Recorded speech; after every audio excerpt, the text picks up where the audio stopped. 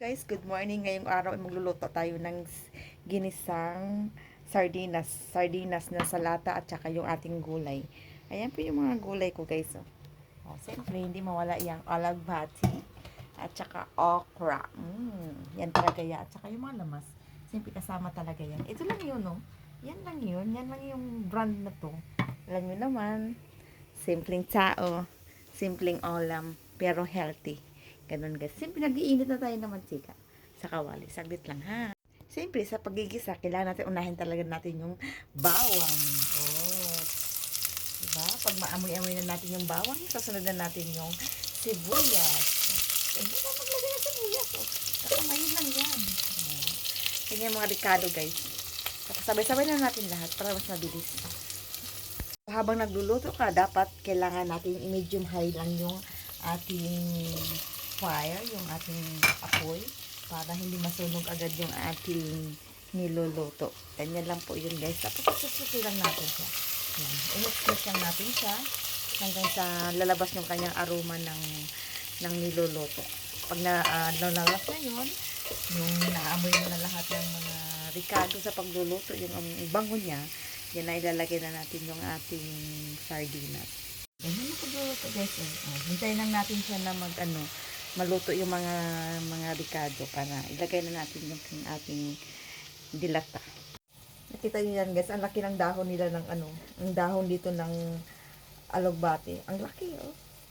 Pangtapal sa mukha. Ito yung mga pangtapal namin noon, yung maliliit pa kami. Yung pangtapal namin sa mga bukol-bukol.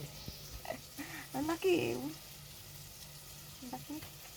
Ayan na, nangangamoy na siya. Ilalagay na natin yung ating sardinas. Yeah. So guys, pagluto ng ating sardinas. Ayan, nilagay ko na siya. Ayan. Ayan. Mix-mix natin konti. Takpan lang natin siya.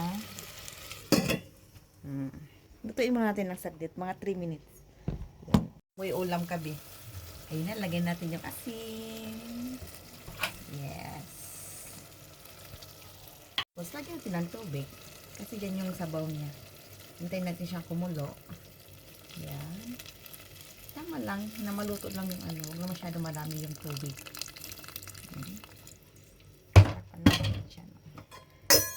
Pakuluin muna natin siya ng 3 minutes. Again, pag kumulo na siya, lagay na natin yung mga gulay.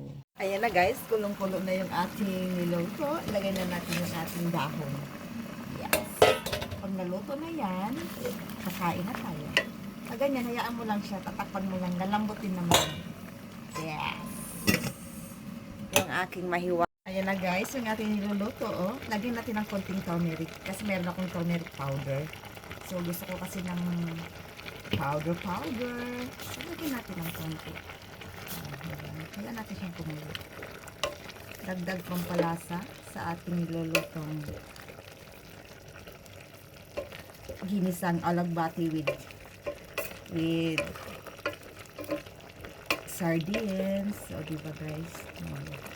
Ito na yan. Yan na yung aking lunch. Thank you for watching. Yum, yum.